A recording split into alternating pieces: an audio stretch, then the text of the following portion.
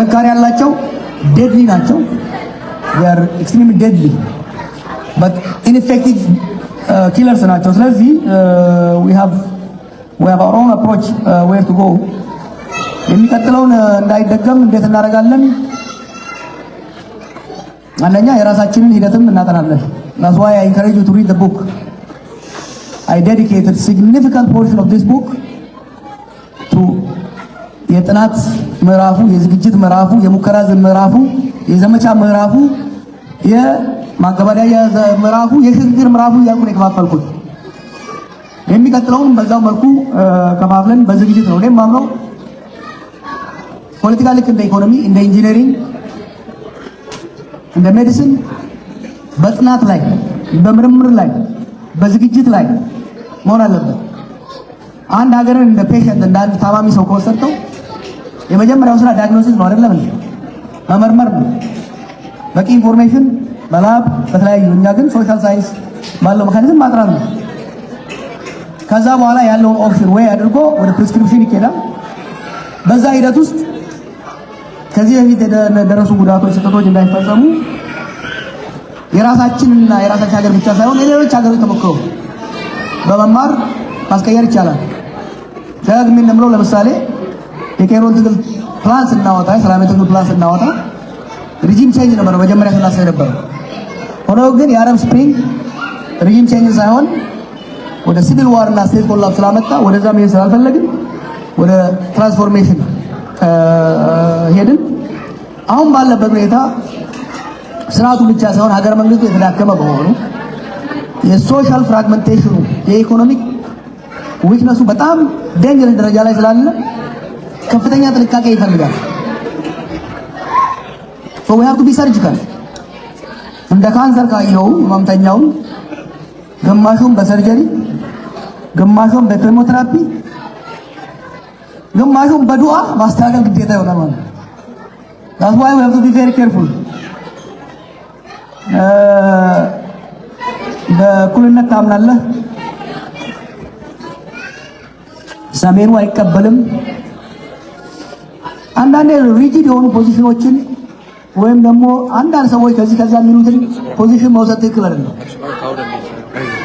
የፖለቲካ ኃይሎች ጥያቄያቸውን ለጥተው ማቅረብ ችግር የለውም ለጥተው ማቅረብ ለምሳሌ ከብት ገበያ ስታወጣ ለመሸጥ ያሰብከው አይደል ነው በሬ ስንት ገባው 100,000 ነው መሰለኝ 100,000 ለመሸጥ አስበህ 150,000 የምትጠይቅ ወይ ዲ መሄድ የለብኝም I have to provide reasonable counter offer አንድ ነገር ግልጽ መሆን አለበት ዛገር ውስጥ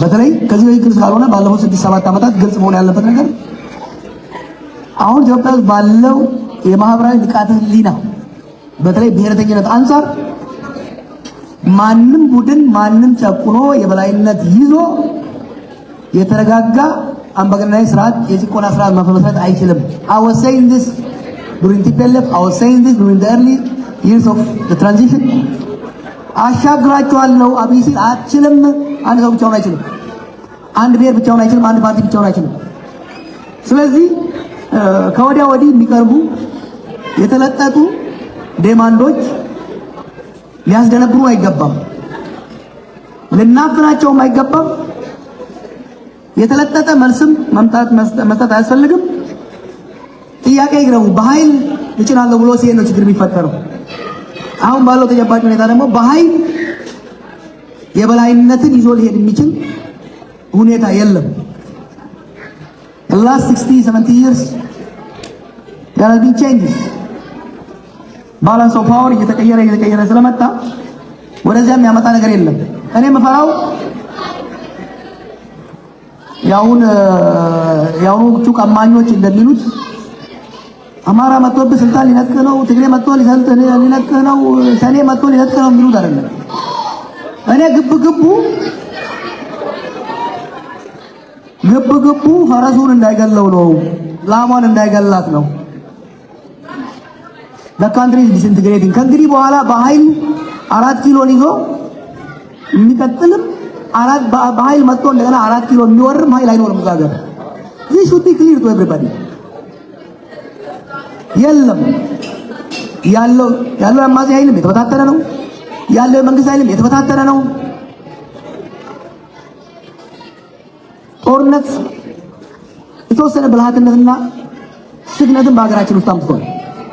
ያንን ድል ተጠቅመን የተረጋጋ የፖለቲካ ውይይት ለውጡንም በተረጋጋና በደም በተሰላ መልኩ ካላመጣ ነው በስተቀር ሁሉን የሚያከስር ሁኔታ ነው የሚፈጠረው። ስለ ፍትሃዊ የስልጣን ላይ ሀብት ክፍፍል ኢኩዊታብል ዲስትሪቢዩሽን ኢሰማስ ማልቲናሽናል በሆነ ሀገር ውስጥ መልቲ ኤትኒክ መልቲ ሪሊጂየስ ዳይቨርስ በሆነ ሀገር ውስጥ ኢኩዊታብል ዲስትሪቢዩሽን ኦፍ ዌልዝ ኤንድ ፓወር ኢዝ ነሰሰሪ። ከዛ ውጪ የተረጋጋ የፖለቲካ ማህበረሰብ መመስረት አይቻልም። አሁን የኤርትራ ዶሚኔሽን በጣም ቀላል ነው። የፌደራል መንግስቱ የሀብት እንዲሁም የሰው ኃይል ስምሪት ኦዲት ማድረግ ነው።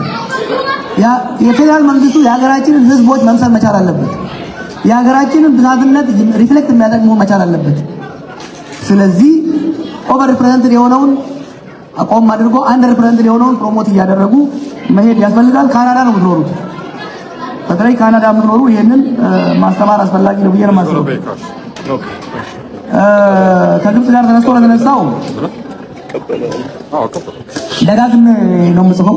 መጽሐፉንም ጽፌያለሁ። አንድ ጊዜ አክቹዋሊ እነሱ ሀገር ሁሉ ሄጄ ታስሬበታለሁ።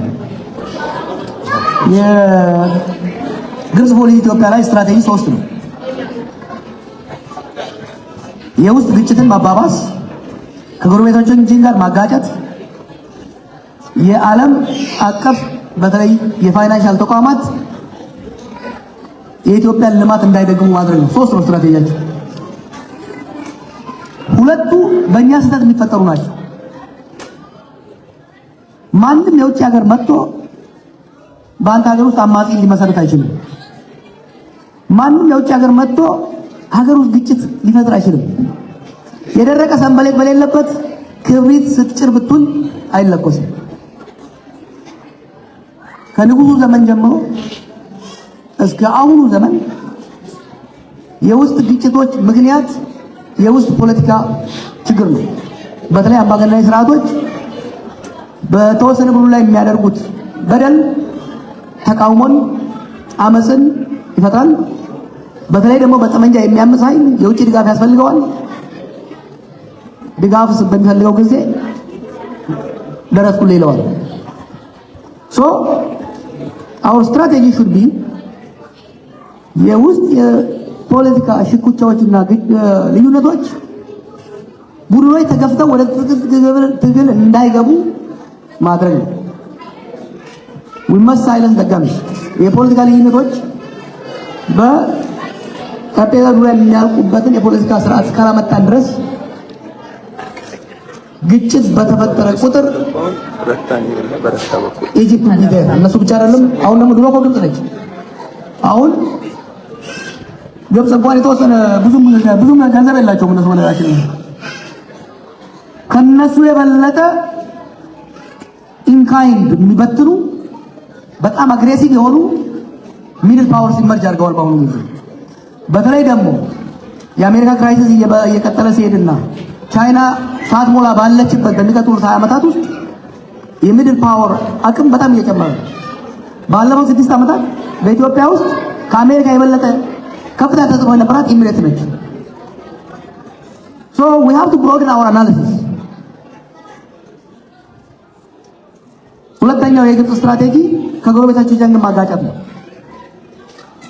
ስለዚህ የኛ ካውንተር ሪስፖንስ መሆን ያለበት ከጎረቤቶቻችን ጋር ሙቹዋል ትረስት ሙቹዋሊ ቤኔፊሻል የሆነ ፖለቲኮ ኢኮኖሚ ስትራቴጂ ማምጣት ነው። ወደ ሪጂናል ኢንተግሬሽን መስራት አለብን። ከኤርትራም ጋር ሆነ በተለይ ተመሳሳይ ሶሾ ፖለቲካል ኢኮኖሚክ ኢኮሲስተም ያለን ሶማሌዎች፣ ኤርትራዎች፣ ኢትዮጵያ የአንድ የፖለቲካ ኢኮኖሚ ነው ያለው እዚህ አካባቢ።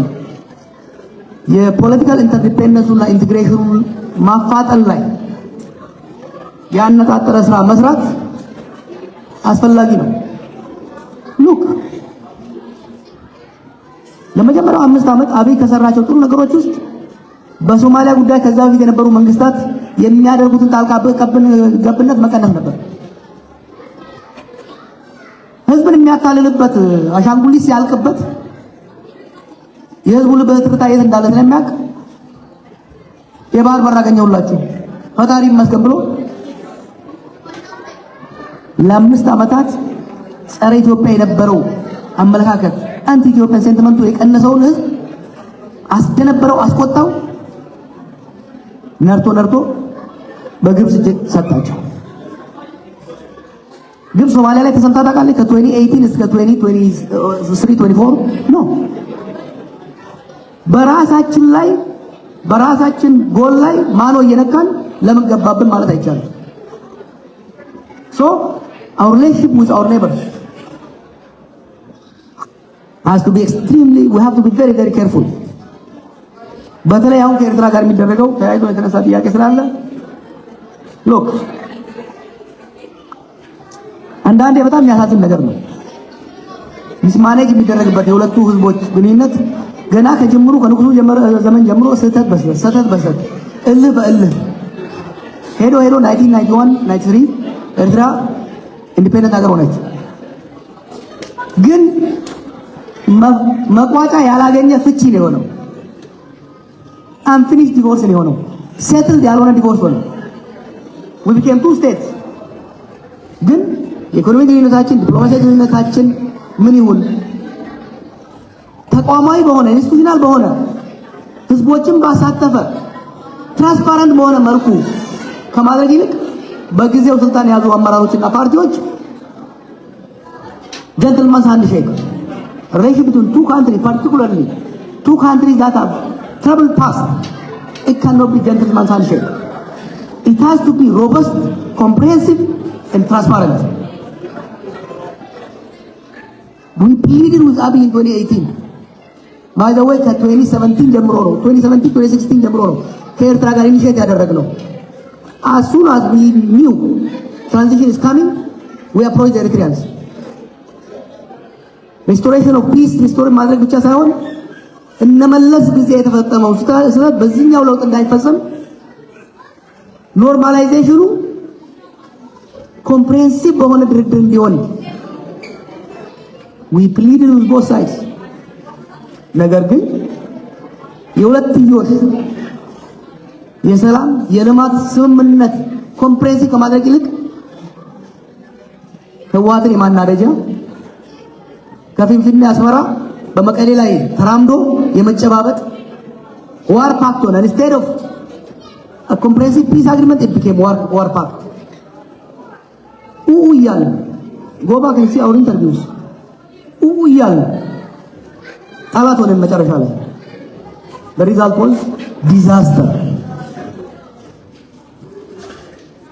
2022 መጣ። ከዛ ሁሉ ጦርነት ተቀጥ በኋላ እንደረን አብዱ ፕሪቶሪያ የኢትዮጵያ መንግስትም የውጭ ዲፕሎማቶችንም ይሄ ጦርነት የአራትዮሽ ጦርነት ነው። የኤርትራ ጦር፣ የትግራይ ጦር፣ የአማራ ኃይሎች፣ የፌደራል ጦር የተሳተፉበት ነው። ሰላሙም አራቱን ያሳተፈ መሆን አለበት። there has to be 4 chairs at this table። አለበለዚያ it's just rearrangement of warring parties, rearrangement of the war coalition የሚሆነው። we pleaded with them ኖፕ እና አብይም አልፈለጉም። የነሱ የውጭ አጨብጫቢዎችም አንዱ ችግር እኮ they send C grade የሆኑ ሰዎችን ነው እዛ የሚልኩት። ኮምፕሬሄንሲቭ የሆነ አንደርስታንዲንግ የሌላቸው ሰዎችን